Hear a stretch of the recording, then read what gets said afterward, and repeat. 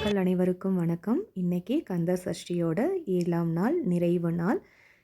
6 நாளா முருகனுக்கு பால் விரதம் இருந்துட்டு, இன்னைக்கு வந்து நான் விரதத்தை வந்து முடிக்கிறேன்.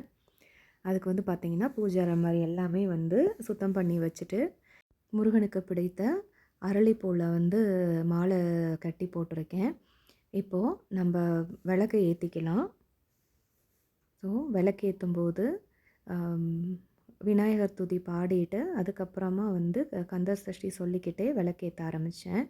இப்போது நம்ம 6 நாளுமே ஒவ்வொரு விளக்காக ஏற்றணும் இல்லையா, அதை வந்து வெற்றிலை தீபமாக வந்து போட்டிருக்கேன். நடுவில் வந்து பார்த்திங்கன்னா வேல் இருக்குது. இப்போது இந்த விளக்கு பார்த்தீங்கன்னா விரத நிறைவு விளக்கு. இன்றைக்கி வந்து பார்த்திங்கன்னா சுவாமிக்கு கல்யாண விருந்து தான் வந்து செஞ்சுருக்கேன்.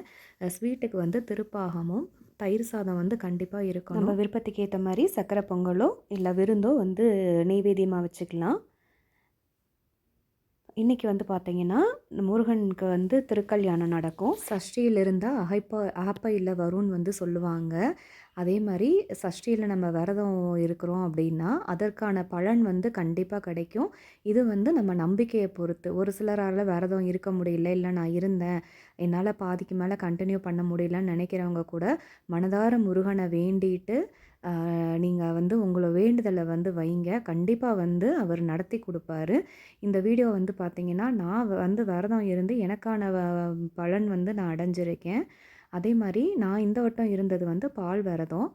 காலையிலையும் சாயங்காலமும் பால் மட்டும்தான் எடுத்துக்கிட்டேன். ஆனால் வந்து முகத்தில் ஒரு சோர்வோ, நான் வேலை பார்க்குற இடத்துல வந்து என்னோடய எனர்ஜி வந்து டவுன் ஆகவே இல்லை.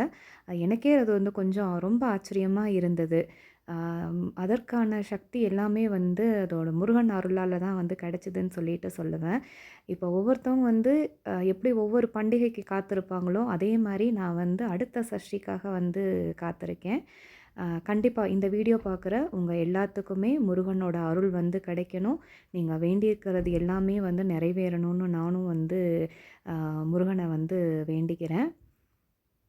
ஸோ இப்போ நம்ம வந்து பூஜை எல்லாமே வந்து செஞ்சு முடிச்சாச்சு. இப்போ நான் வந்து கட்டியிருக்க காப்பை வந்து கழட்டிட்டு முதல்ல வந்து தயிர் சாதம் சாப்பிட்டுட்டு அதுக்கப்புறமா